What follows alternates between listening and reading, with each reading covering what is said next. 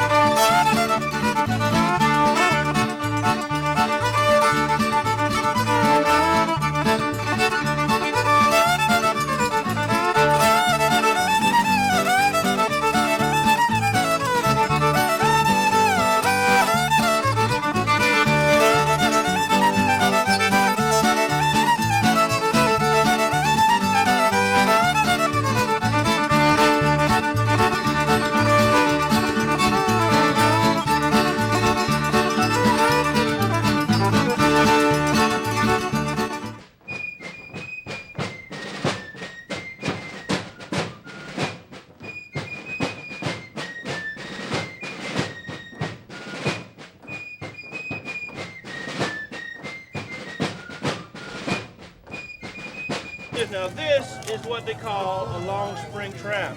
Now this only has one long spring, so it's a single long spring trap. These are the jaws. This right thing here is called a dog. Doesn't look like a dog at all, does it? And this little thing right here is called a pan. Now, to be a hunter, if you got a weapon, you know how to fire it, you can find an animal, you can bring in one animal at a time. But if you're going to be a trapper, well, you got to be inside that animal's mind, because you got to get them to step on this one tiny little piece of the world. So you got to know all there is to know about them critters. And if you want a lot of meat or a lot of skins, you put out a lot of traps. You have all your traps working for you during the night. And next morning you come along and get what you get. What's your name? Eric. Say, I want to catch an Eric. I need the right size trap.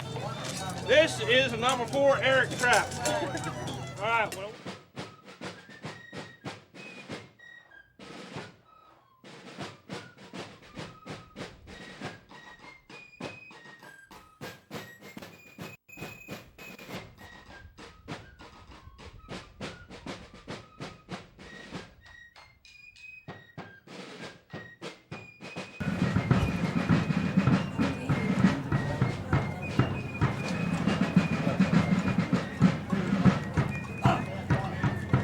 Stew's pretty good. Left over from last night. That's all right. Here's buffalo.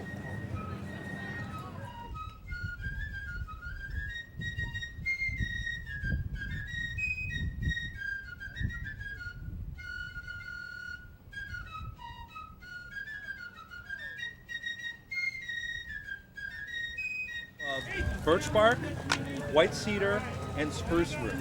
Okay, that's the only thing that this boat is made out of. Yeah, it was part of a class. This is a root. Yeah, this is spruce root. Now, when this root is wet, it's extremely flexible. Okay, and that's what's used to sew the boat together.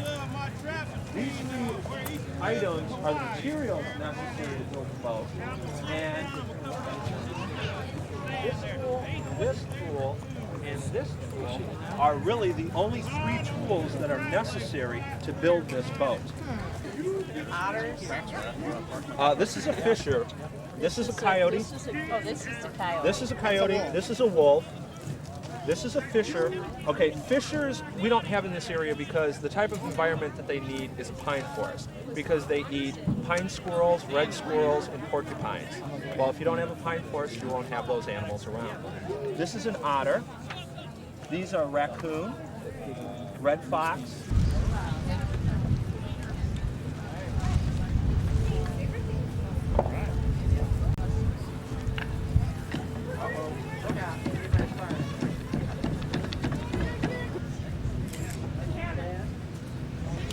We have a fire in the hole!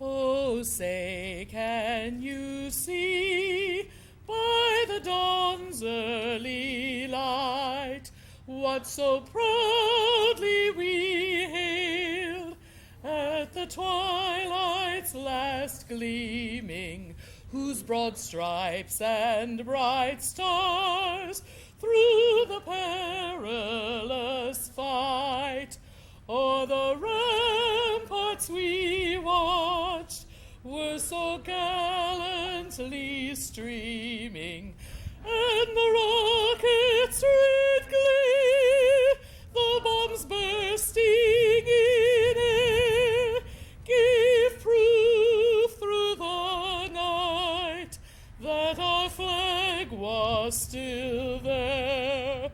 Oh, say does that star-spangled banner yet wave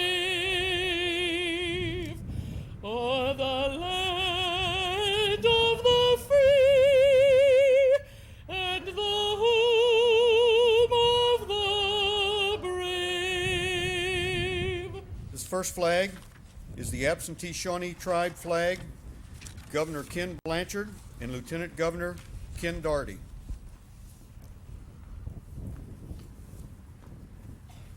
The second Native American flag is the Eastern Shawnee tribe, Chairman Ron Sparkman.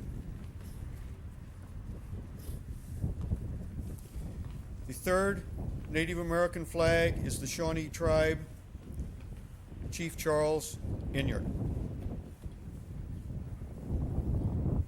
They are followed by the trail state flags of Virginia,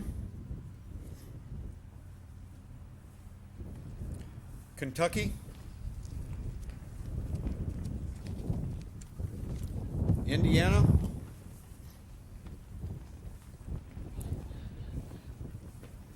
Missouri,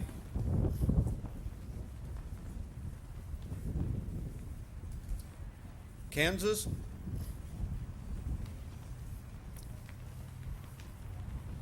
the flag of the National Lewis and Clark Bicentennial Council,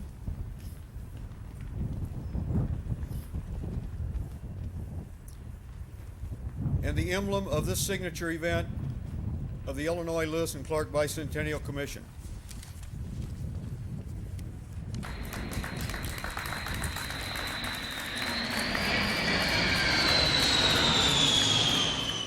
And we set out to have an inclusive signature event. And I can say now with certainty we've had the largest signature event of the four so far. The crowds are estimated between 15 and 20,000 people have been at this signature event. It is an honor to be here, and on behalf of the National Council of the Lewis and Clark Bicentennial and the Circle of Tribal Advisors, which is comprised of 40 Native American representatives who are members representing nearly all of the tribes that Meriwether Lewis and William Clark encountered, we want to say thank you to the state of Illinois, to the mayors of all of the cities that were involved in this event, and we also have a special thanks for several men or for several individuals who made it possible to bring this national perspective, Native American perspective, to this event. First, I'd like to point out that these things that are being given that are in my hand are handmade. They are made by people along the trail. There are 2 bolo ties here made by women from the Shoshone-Bannock. There is a bolo tie here made by a Umatilla woman, and there is a pouch here made by a Umatilla woman. These, and I'm going to give you this.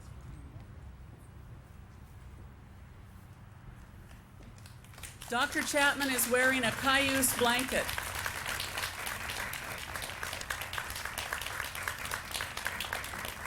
The cayuse blanket design that Dr. Chapman is wearing is from the 1920s, originally labeled a cayuse Indian robe by the Pendleton Woolen Mills. And now if Harry Windland would come forward, please.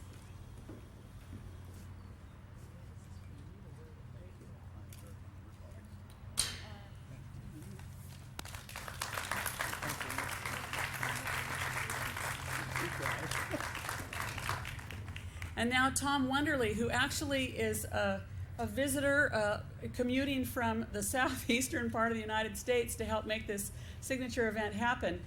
Tom actually communicated with us tribes in a very traditional way, email. And he's clearly effective at it by the representation here this year.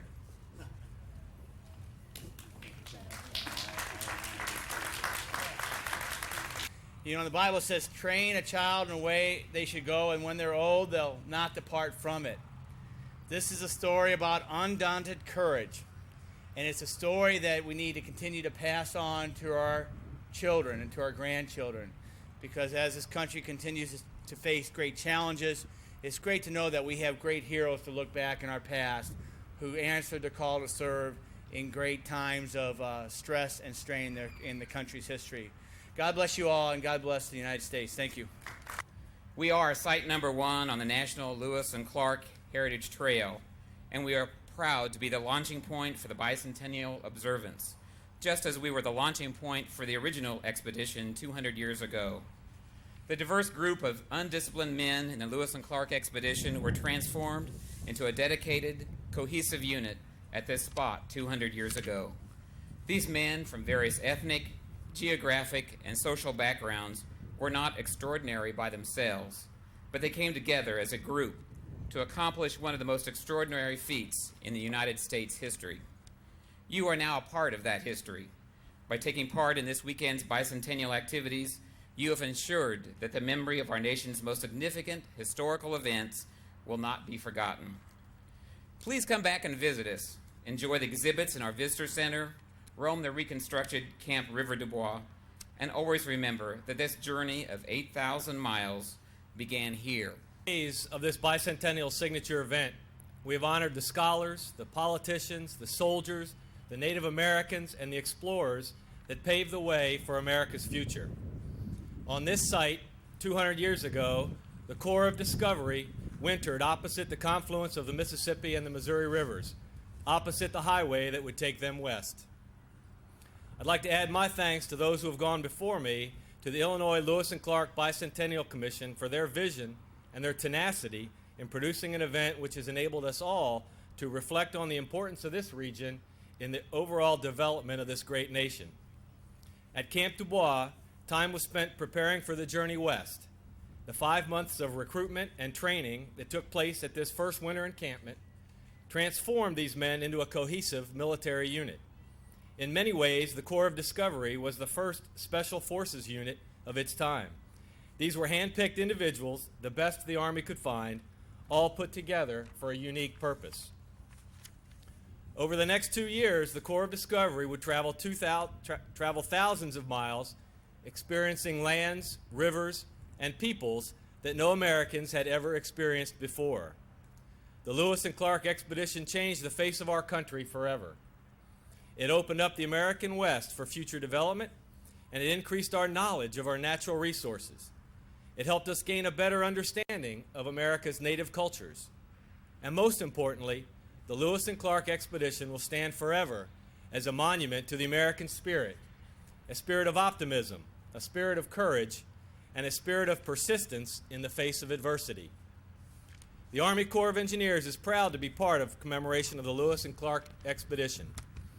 Our agency has stewardship responsibility for over 90% of the 5,000 or so miles of the Lewis and Clark expedition route. I would encourage each and every one of you to rediscover the story of Lewis and Clark, visit the lands that they crossed, the waters that they navigated, and the sites that they touched. Try to comprehend what the members of this great expedition had to endure, and try to understand what this expedition meant to the overall development of this great nation. Thank you all very much. Lewis and Clark departed here on May the 14th, and the next signature event, the Expedition Faces West, has already begun in St. Charles, where the reenactors who departed here a couple of days ago are now encamped on the shores of the Missouri River in St. Charles. They will proceed on through up the Missouri River and into Kansas, and here to tell us about the next signature event is Karen Seberg, the chairman of the Kansas Lewis and Clark Bicentennial Commission. Good afternoon. I'd like to invite you all to the next signature event, the 3rd and 4th of July, 2004. When they depart, as Harry said, and start going through the 600 miles of Missouri, they will end up in western Missouri and northeastern Kansas. For you all who live in this area, it's about a 4.5-hour drive, one that I just made a couple of days ago, and we really would like to see you there.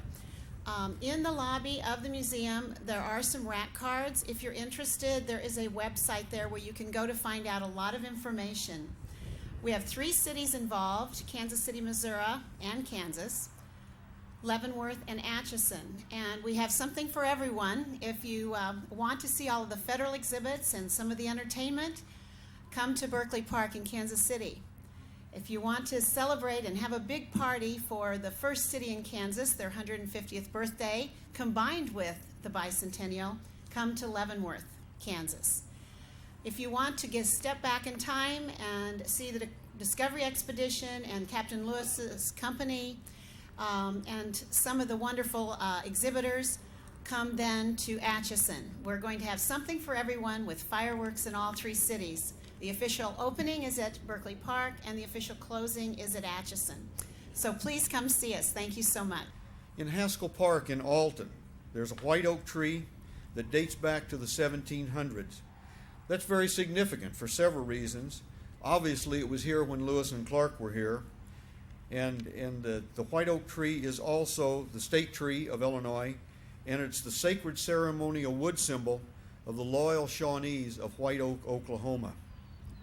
Mark Hall, who has been a science teacher for 28 years and is very active in the community as a naturalist, has taken graftings from the tree.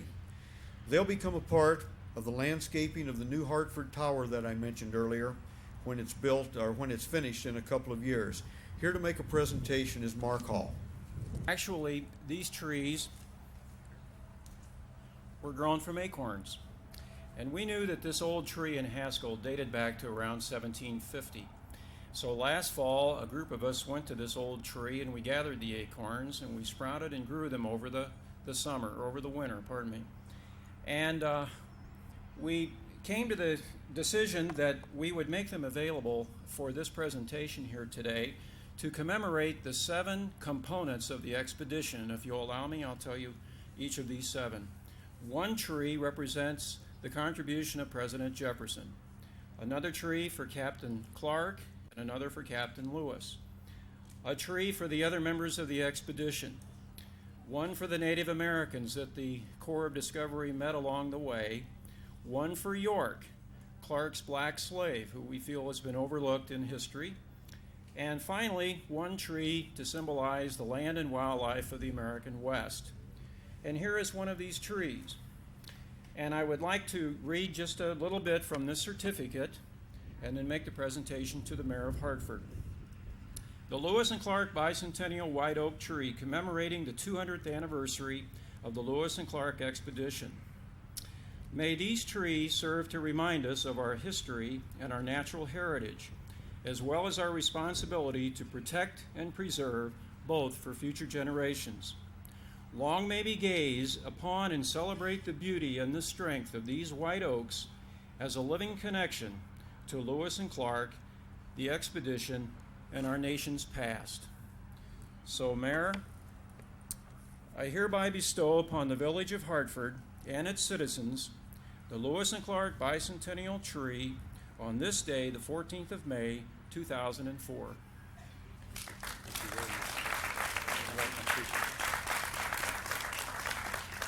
As 76, Tom Weathers, the longtime director of Alton Park and Recreation, didn't know where you were, appointed a committee to select a bicentennial tree. A number of trees were nominated, and we scoured the whole north part of the county to find the oldest. We did some test borings, And lo and behold, as the cliche goes, the oldest tree was in our backyard, and it was the state tree, the white oak.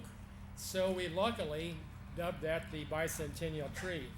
Carol, as the chair or president of the Friends of Haskell House, this gorgeous photograph by Dick Snyder on the faculty of Lewis and Clark Community College is of the tree, of course, and that's the whole story. You can see it in Haskell in the backyard. Well, hello. It's an honor for me to be here as a representative of the National Park Service and also speaking on behalf of Gerard Baker, the superintendent of the Lewis and Clark National Historic Trail. As Harry mentioned, I am traveling with the Corps of Discovery 2 exhibit, and we did open in Monticello in January of '03, and we've been on the road ever since. Proud. It's also a point of departure of sorts from the trail itself. For many people have always felt that the beginning and end of the trail was St. Louis. And through the work of the original members of the Lewis and Clark Society and many members and representatives in and around the state of Illinois have worked very hard over many years to get this story of Hartford, this site, and of all of the villages that historically were here along the river, part of this story. It's also, I guess, a point of departure, but also the beginning of a new journey. And with any journey, the success or failure is in the preparations. And I have to say, being on the road for the last year and a half, there's been an awful lot of work that I can tell that's gone into this festival. And one thing that has to be recognized are the countless numbers of volunteers. As we depart on, I hope, our own journey, we will come away from this festival with new friendships, new partnerships that will go long beyond just what occurred here this weekend. And I hope to see you all on the trail and back here in September of '06. Thank you very much. On behalf of the Lewis and Clark Trail Heritage Foundation, I want to offer my thanks to everybody here, the volunteers that really pulled off a great signature event. 2 years ago, Walter Kern wrote an article for Time magazine. In this article, he wrote, "There are much better maps of the West than those that the Corps of Discovery created, but there are no better stories. These stories, found in their letters and journals, make the expedition come to life. They make it real. They make us want to be there with them, to see what they saw, to experience what they experienced. They make us want to be a part of their stories. The stories from here at River DuBois are not without a bit of humor. Fresh pork appeared on the menu one day, a nice change from wild game. A few days later, a local farmer happened to mention to Captain Lewis that one of his hogs was missing.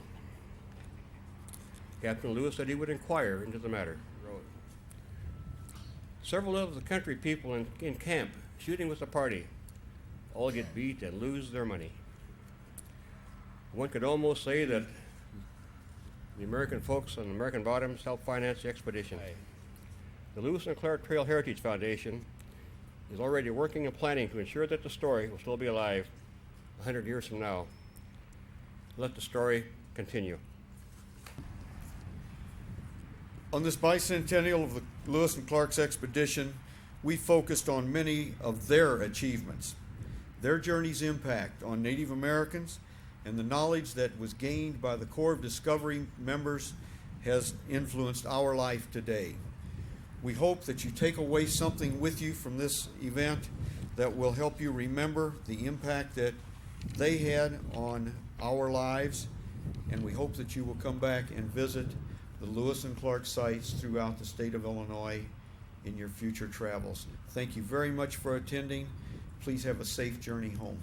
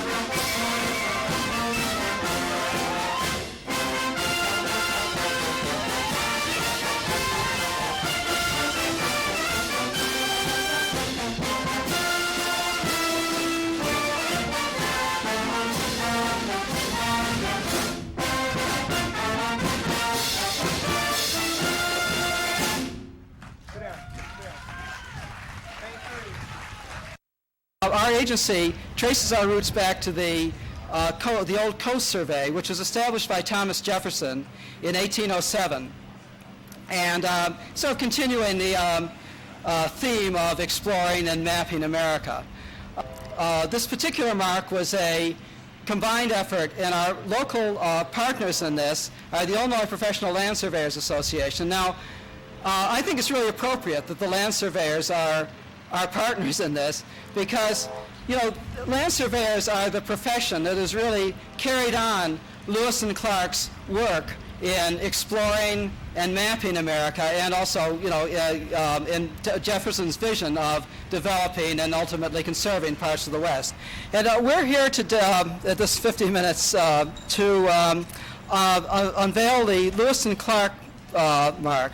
Now, the Lewis and Clark mark is one of a series that the National Geodetic Survey are unveiling along the entire Lewis and Clark route. As we dedicate this monument to one of America's earliest and greatest expeditions, I would also like to honor the man who sent Lewis and Clark on their historical adventure 200 years ago, President Thomas Jefferson. Some of you may not know that President Jefferson had been a land surveyor, an occupation that was shared by two other presidents, Washington and Lincoln. That is why surveyors often refer to Mount Rushmore as three surveyors and some other guy. Jefferson's vision of opening the land west of the Mississippi to commercial enterprise and his plan to systematically divide land into parcels that could be easily identified and sold to individuals made him by far the person most responsible for the territorial expansion of our great country. I am proud to serve in a profession whose membership can boast the names like Thomas Jefferson, Meriwether Lewis, and William Clark. And I am proud to be here today at the dedication of this historic site. Thank you. I'm with the Surveyors Historical Society, and we are very honored to initiate this monument and to dedicate this park. The Surveyors Historical Society is very interested in preserving the history of surveying, and if you would stop by our area out there, we would be happy to discuss with you the equipment that Lewis and Clark carried with them up the river.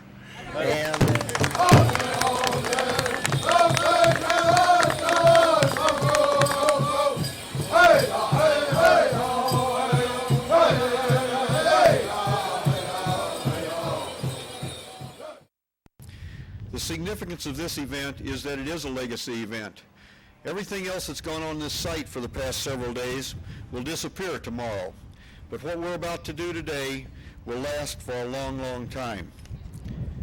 My hope is that in 2054, when the time capsule that we're about to dedicate is opened, that the people who do it will say something like, wow, look what they did 50 years ago. If they do that, we will have succeeded in our efforts to preserve the history of what's going on here today.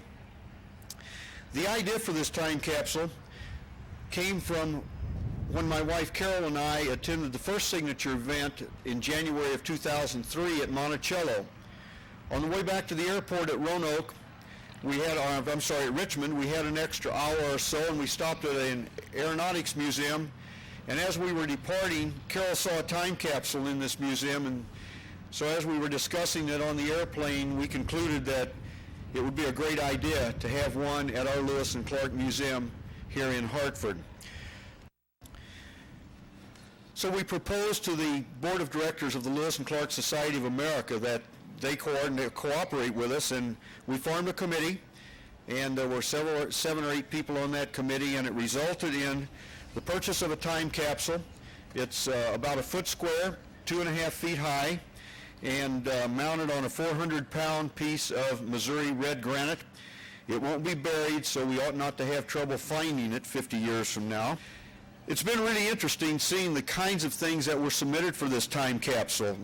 And perhaps one of the most significant items that we have put in there was something that someone gave me about 5 years ago, and it was an unopened edition of a 1957 Wood River Journal, all devoted to the Lewis and Clark activities in this area.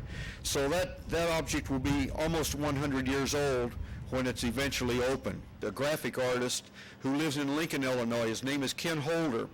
Ken has traveled the trail and done some huge paintings which were recently displayed at the Illinois State Historical Museum in Springfield, and he sent us copies of each of those paintings to put into there. We also, just yesterday, in fact, received an 1804 $10 bill and a commemorative medallion that was given recently to the members of the Discovery Expedition of St. Charles, who are reenacting the voyage starting out from very near here 2 days ago. Perhaps you've seen the time capsule. It's stainless steel with an engraved image that is on the front of your program. The capsule will remain housed in the foyer there for 50 years, and as soon as we seal it finally, we will put a plastic cover over it to even preserve the stainless steel. I want to thank Harry Windland for all he has done to make the Illinois segment of the Lewis and Clark commemoration such a success. I want to thank his wife Carol for the idea of a time capsule, and Harry for asking us to sponsor it. Despite the fact that I have been a leader in a number of projects for the good of mankind, I suspect this will be the only mention of our name in 50 years.